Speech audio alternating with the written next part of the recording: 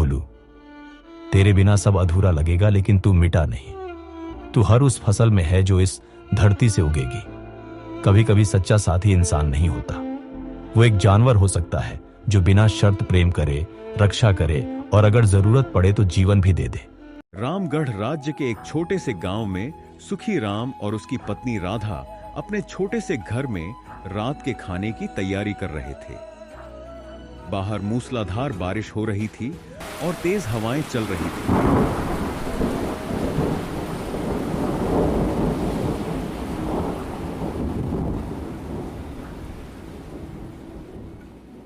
अचानक उनकी कुटिया का दरवाजा तेजी से खटखटाया गया।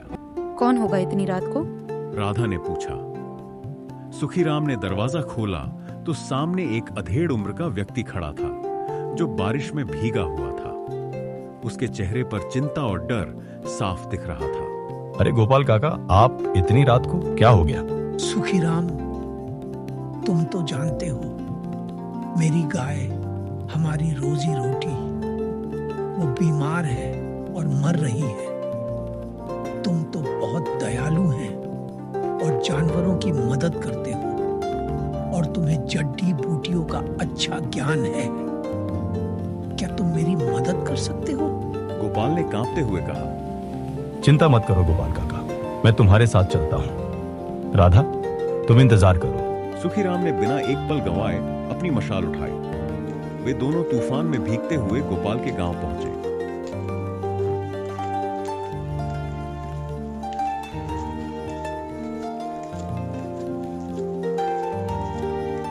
गाय हाँफ रही थी और उसकी हालत बहुत गंभीर थी। सुखीराम ने अपनी सारी समझ लगाई, कुछ जड़ी बूटियां ढूंढी और गाय को खिलाई। पूरी रात वो गाय के पास बैठा रहा, उसकी देखभाल करता रहा। सुबह होते होते गाय की हालत में सुधार होने लगा। गोपाल और उसके परिवार ने सुखीराम का बहुत बहुत धन्यवाद किया। अगले दिन सुखीराम जंगल में अपनी रोजमर्रा की लकड़ियां काटने गया।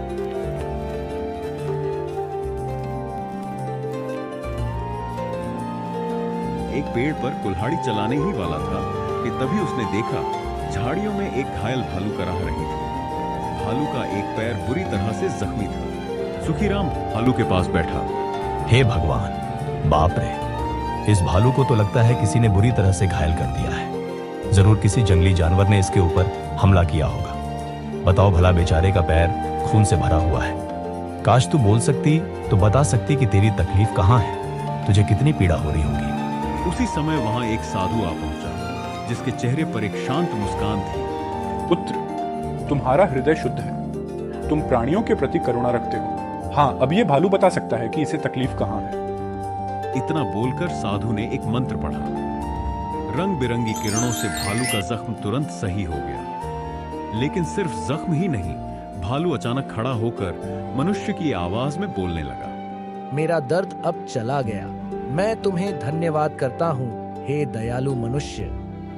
मैं तुम्हें धन्यवाद करता हूँ हे साधु महाराज। सुखीराम और साधु दोनों हैरान रह गए। अरे, तुम तो बिल्कुल मनुष्य की आवाज में बात कर रहे हो। ये कैसे संभव हुआ? जब साधु ने मंत्र पढ़ा तब मुझे ऐसा लगा कि मेरे अंदर बात करने की शक्ति आ गई है। लगता है यह चमत्कार साधु बाबा ने ही किया है। साधु मुस्कुराया। हाँ, इस भालू में अब विशेष शक्तियां आ गई हैं। ये तुम्हारे जैसे नेक इंसान के साथ रहेगा और तुम्हारी मदद करेगा। तुम इसे कोई नाम दे सकते हो? साधु इतना कहकर वहां से चला गया।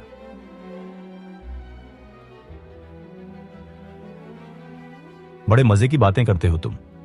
चलो ठीक है, मैं तुम्हें आज से भोलू कह के पुकारूंगा। कैसा नाम है? अच्छा है ना? सुखीराम ने पूछा। हाँ, अच्छा नाम है। मैं तुम्हारे साथ रहूंगा सुखीराम। तुम मेरे साथी हो। सुखीराम भोलू को अपने घर ले आया।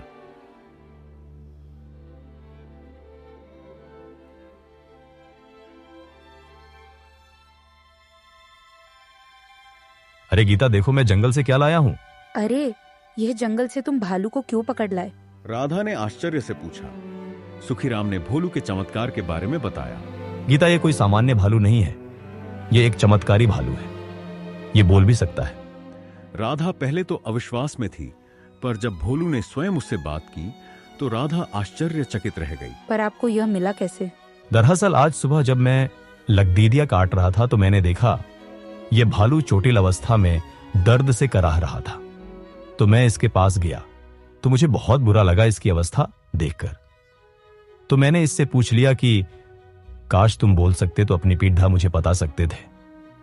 तभी वहां एक दिव्या साधु आए और उसने इसे एक चमत्कारी शक्ति प्रदान की जिससे यह बोल उठा। भोलू अब उनके परिवार का हिस्सा बन गया। समय बीतने लगा। भालू की मौजूदगी घर में नई जान ले आई थी। वह राधा के घर के कामों में हाथ बटाने लगा और सुखीराम के साथ खेतों में भी जाने लगा।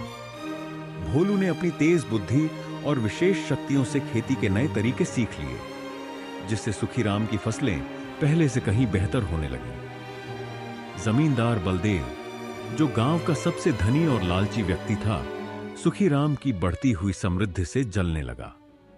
उसकी नजर सुखीराम की उपजाऊ जमीन पर थी, जिसे वह हमेशा से हड़पना चाहता था।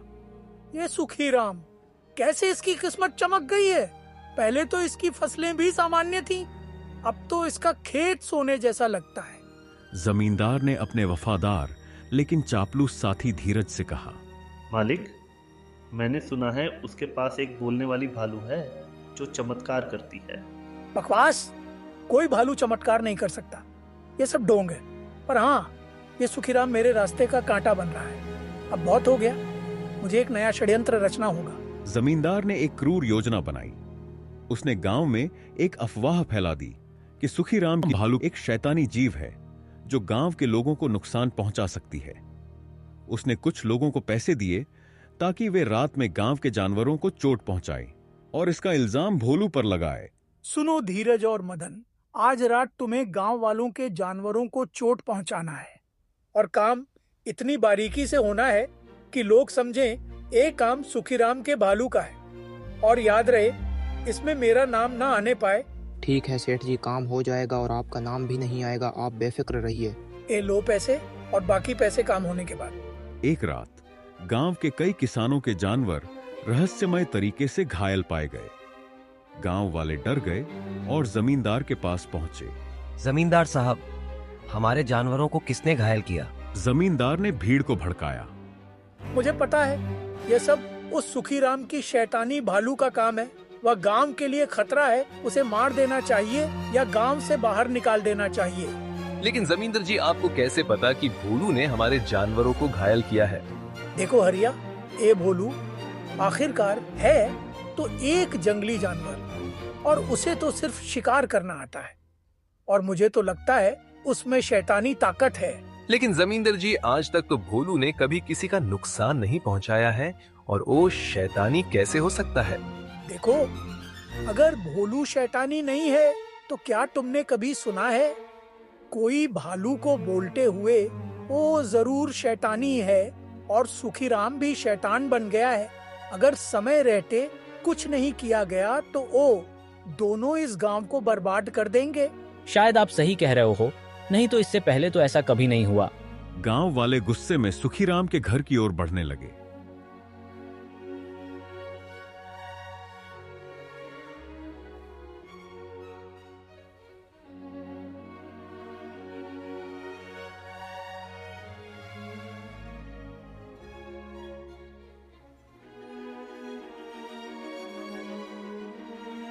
सुखीराम और राधा चिंतित थे। राधा, मुझे यकीन है ये जमींदार की चाल है। वह जानबूझकर हमारे भोलू और मुझे बदनाम करना चाहता है। असल में उसकी नजर मेरी जमीन पर है। मुझे भी यही लगता है जी, उसकी नजर हमारे भोलू पर है। अब हम क्या करेंगे जी? चिंता मत करो राधा, भगवान कोई ना कोई रास्ता जरूर दिखाएगा। हमने कभी किसी का बुरा नहीं चाहा है तो भगवान भी हमारे साथ बुरा नहीं होने देगा। भोलू ने सब कुछ सुन लिया था। सुखीराम, ये जमींदार का षड्यंत्र है। मुझे पता है किसने जानवरों को घायल किया है। हमें जमींदार को बेनकाब करना होगा। भोलू ने सुखीराम और राधा को समझाया कि जमींदार ने ही धीरज और उसके कुछ आदमियों को जानवरों को घायल करने के लिए पैसे दिए हैं। उसने उन्हें एक गुप्त स्थान भी बता दिया जहां जमींदार ने धीरज को भुगतान करते समय देखा था। सुखीराम ने गांव के मुखिया और कुछ समझदार लोगों को सारी बात बताई। मुखिया जी, भोलू ने कुछ नहीं किया है, सारी हरकतें जमींदार की है। हम कैसे मान ले कि भोलू ने कुछ नहीं किया? सारे सबूत भोलू की तरफ इशारा कर रहे हैं और गांव वालों का भी यही मानना है कि भोलू ने सभी जानवरों को चोट पहुंचाया है। पहले तो उन्हें यकीन नहीं हुआ, लेकिन सुखीराम और भोलू ने उन्हें उस गुप्त स्थान पर ले जाने का प्रस्ताव रखा, जहां जमींदार और धीरज अभी भी कुछ पैसों का लेन देन कर रहे थे। नहीं मुखिया जी, ये सच नहीं है। हमारे पास सबूत है और हम आपको ऐसी जगह ले जा सकते हैं जहां आज फिर से पैसों का लेन देन होने वाला है।